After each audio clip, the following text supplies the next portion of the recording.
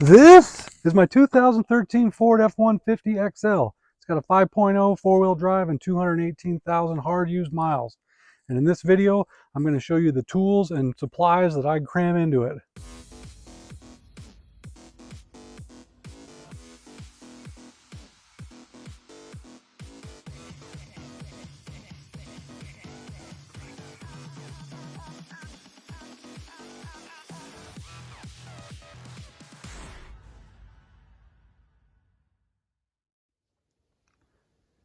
Welcome back, everybody. I know it's been a minute since I posted my last video.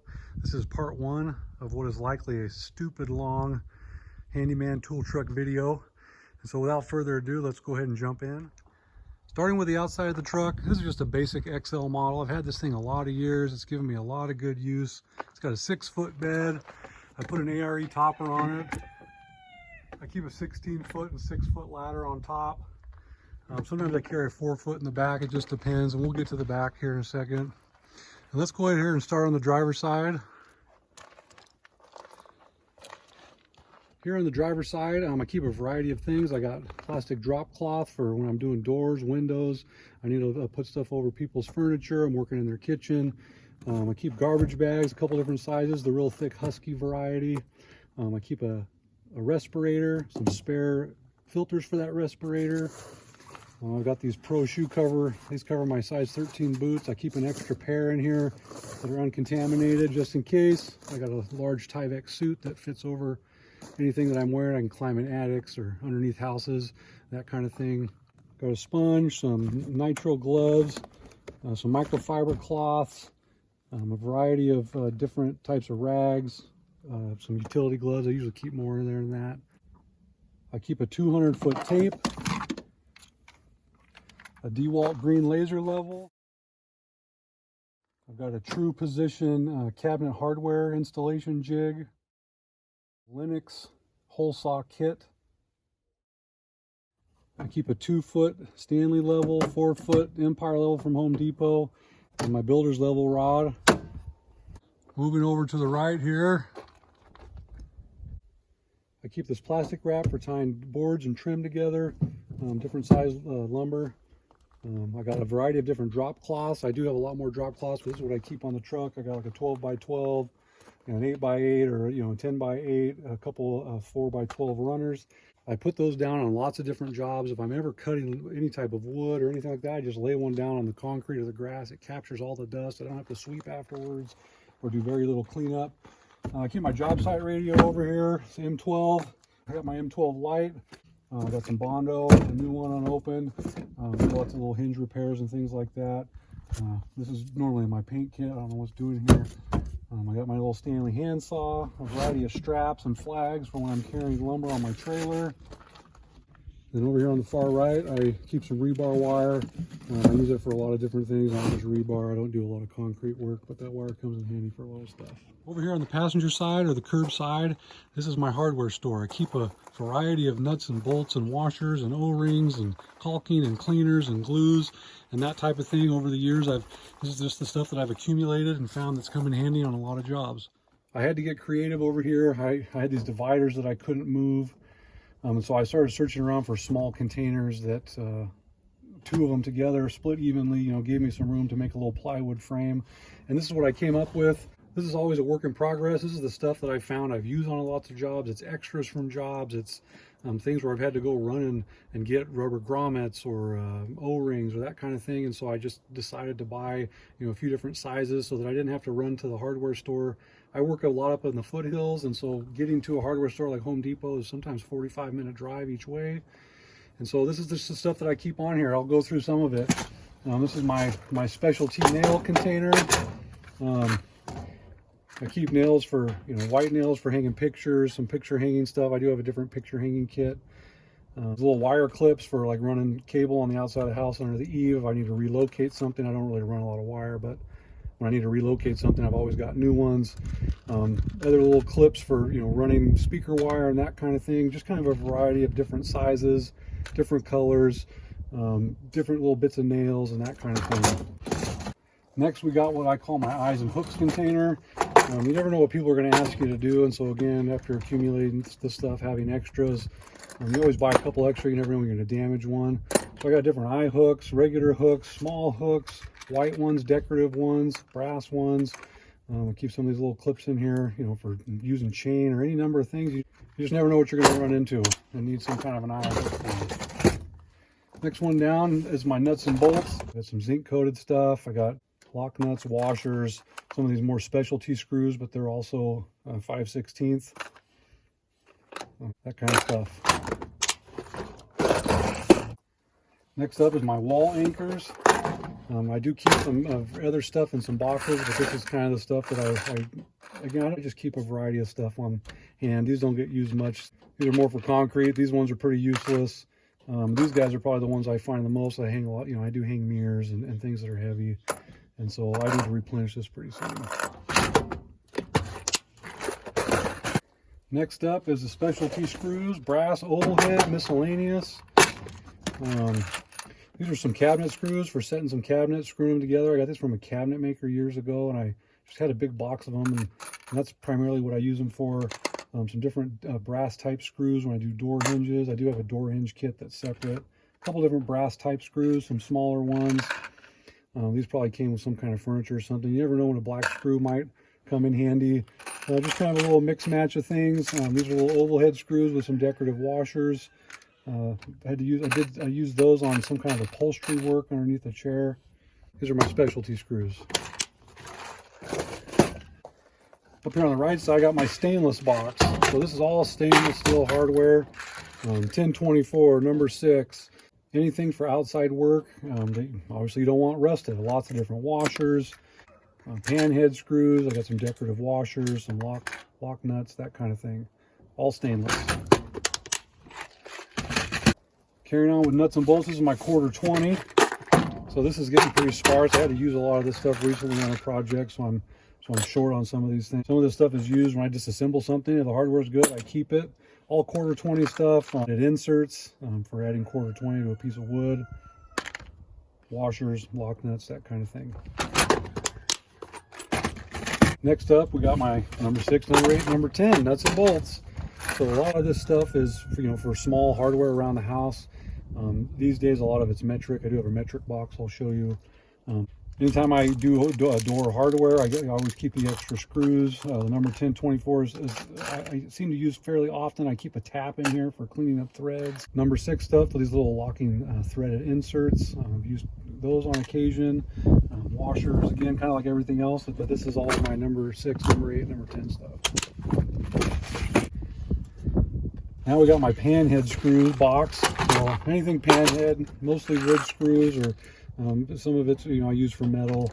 I try to keep as many varieties on hand as possible. Little 1/2-inch ones, 3/4, 1.5 inch, self-tapping, super tiny pan head screws.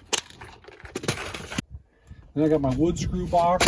This is one that I use often. Furniture repairs, I'm putting new hinges in, replacing hinges, putting larger screws for hinges on cabinets and that kind of thing. So I keep a variety of wood screws, number 6s, 10s, hinge screws, you name it. I got a lot of different wood screws on hand.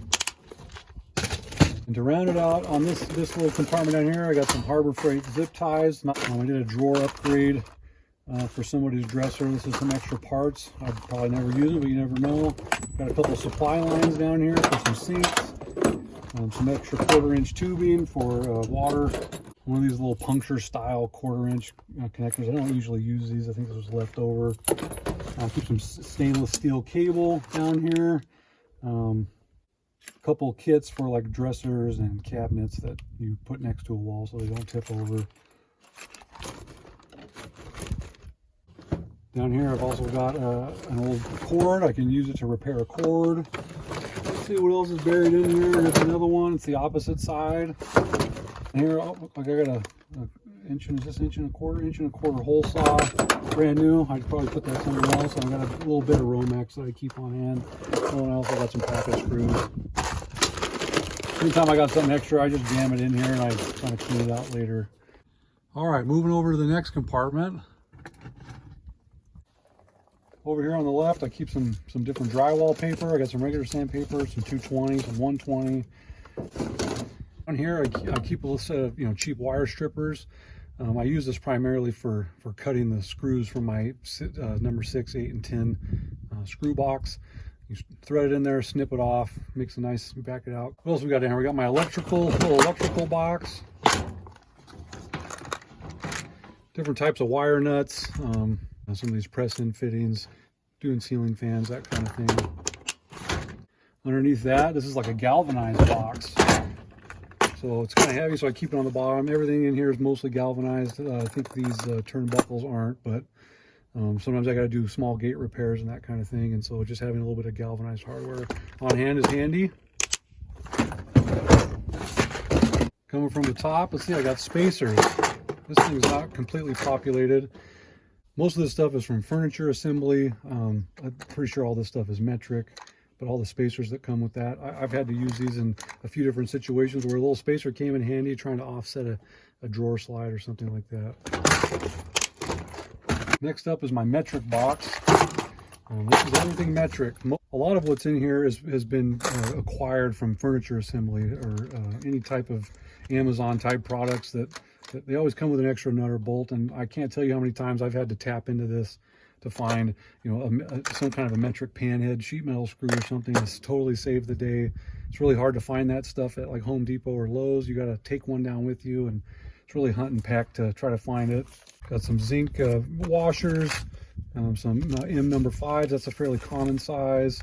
These are metric cabinet or drawer pulls. Most of the stuff you buy from Amazon, virtually all of it's metric. Those are extras. And then some M4 stuff is kind of a common size. Next up is my grommets, O-rings, and rubber washers. Grommets are obvious, running wires through some kind of piece of sheet metal or something like that. I keep a variety of O-rings over here. I keep some rubber washers for hoses. In addition to this, I also keep another little rubber grommet set that I think I picked up at some kind of yard sale or something. Anyway, I thought it might come in handy. I might have tapped into this once or twice already. So that's my rubber grommets and my O-rings. Next up, I got my torque screws. I got some long door hinge screws, some knob hardware. So a lot of houses up here are old and they use a lot of brass hardware. So it's nice to have some long screws. I bought a box. I think I just couldn't get them in smaller quantities. Lifetime of those probably. I think they're 4-inch, and then these guys are 3-inch. Same kind of deal. A couple little mix match ones. Oh yeah, these are Torx. Extra hinge with some matching nickel hardware. Some other little door hardware stuff. Here's the 4-inch version of the nickel or stainless color, so it blends in with the hinge when you need to attach that hinge deeper into the frame. And that is my door hardware. This unlabeled guy right here, it's really a mix match of things.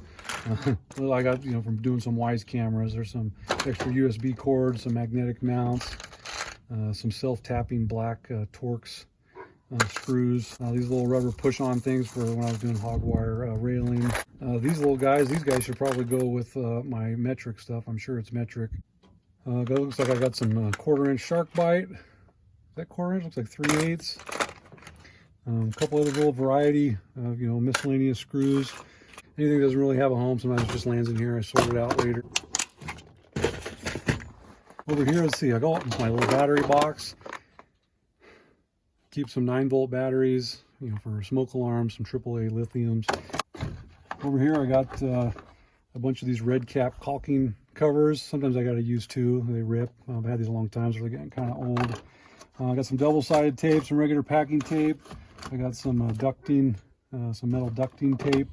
Over here we got some furniture hardware. I think something in that miscellaneous box probably belongs in here. Oh, I think I don't have room for it. So we got some, different size wooden dowels. These little cam type locks for that cheap furniture. These wood screws that work with that particle board type furniture. Little knobs, washers, mostly all metric stuff, I'm sure. That's what I got for some extra furniture hardware. Next up, I got some electrical faceplate screws. This thing is not completely populated, but it has the most popular, the most common. I got some white, different sizes, and some ivory colored. Those can be cut shorter with these wire stripper bolt cutters.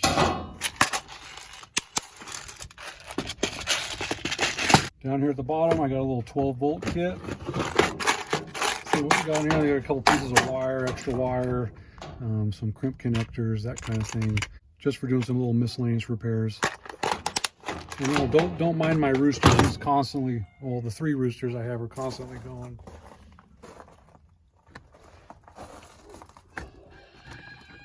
Over here on the far right, a lot of the stuff I take in at night, especially in the winter and the summer. I've had some of my cleaners tip over and leak out from all the pressure. I keep Simple Green. I keep a glass cleaner. Back here I've got some acetone, some graphite dry lube for doing locks and that kind of thing. WD-40, don't use that a ton anymore. Some dry lubrication silicone lube, some black satin Rust-Oleum paint, Gorilla Glue for doing butt joints, wood glue. I got some pipe thread sealant, some super glue accelerant. Keep some 5-in-1 epoxy in here, some liquid nails, some more pipe thread sealant. Here's some super glue. Over on this side, I got all my different kinds of caulking. This is kind of my go-to, is the DAP Fast Dry. It dries pretty quick.